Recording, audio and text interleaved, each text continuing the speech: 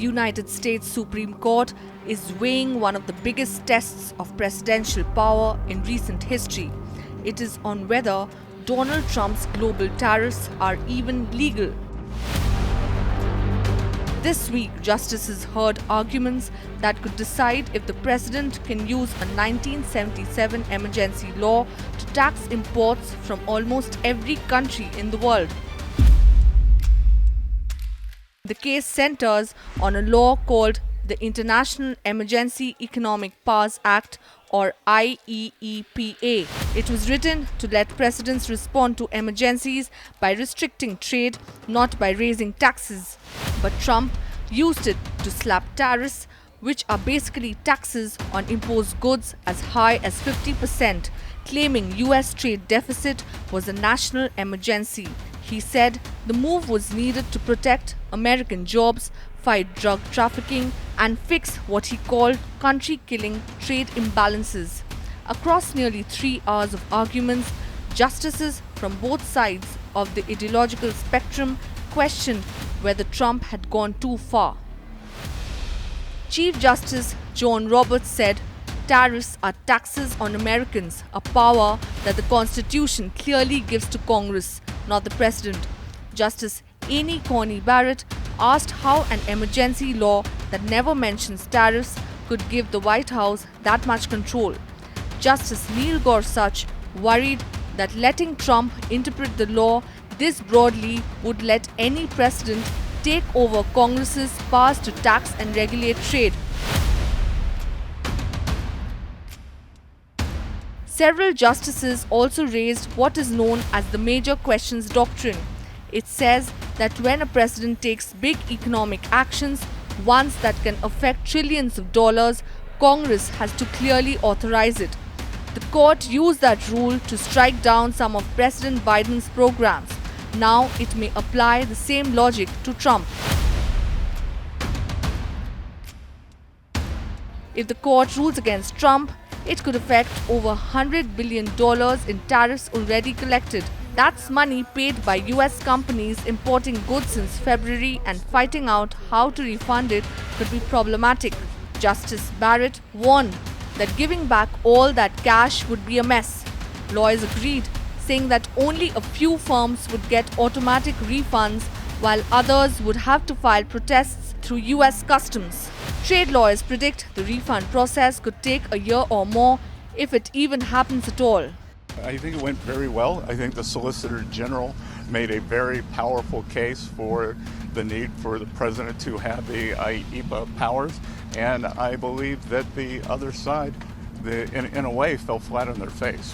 But that'll be up to SCOTUS. Secretary Bessent, what's the plan B if the Supreme Court ultimately rules against the President's? We're not going to discuss that now. After the hearing, prediction markets slashed the odds that Trump's tariffs will survive. On major trading platforms, confidence in the policy dropped to about 30%. Companies and CEOs meanwhile say the uncertainty is the real problem.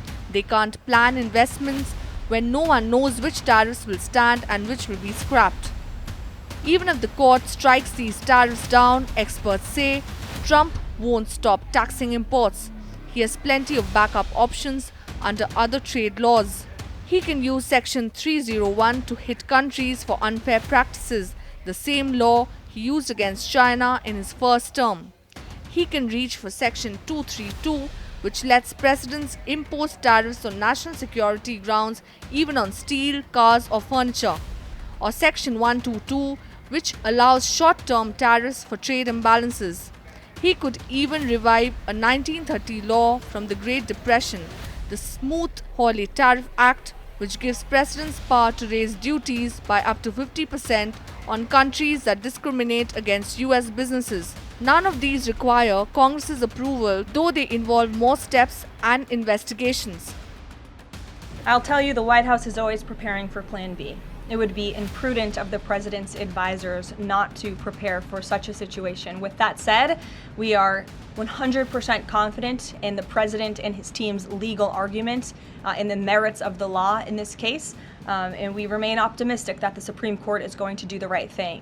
The importance of this case cannot be overstated. The president must have the emergency authority to utilize tariffs. Look at what President Trump has been able to do with the leverage and the power of tariffs. He's been able to sign peace deals all over the world and end global conflicts and literally save lives. He's been able to bring in trillions of dollars of investments into our country. In fact, this year alone, we are going to cut the deficit by $600 billion, namely because of the president's effective use of tariffs. And the president strongly believes that economic security is a matter of national security, and tariffs have a lot to do with that. A ruling isn't expected until early 2026. Until then, the tariffs stay in place and businesses remain stuck in limbo. If Trump loses, analysts say he will likely reimpose similar tariffs using those other laws, stretching the uncertainty well into the next year. Federal Reserve officials even warn that the confusion could hurt the economy, though it might push interest rates slightly lower. The Supreme Court now has to decide whether Trump's emergency powers can stretch to tariffs or whether he's crossed a line set by the Constitution.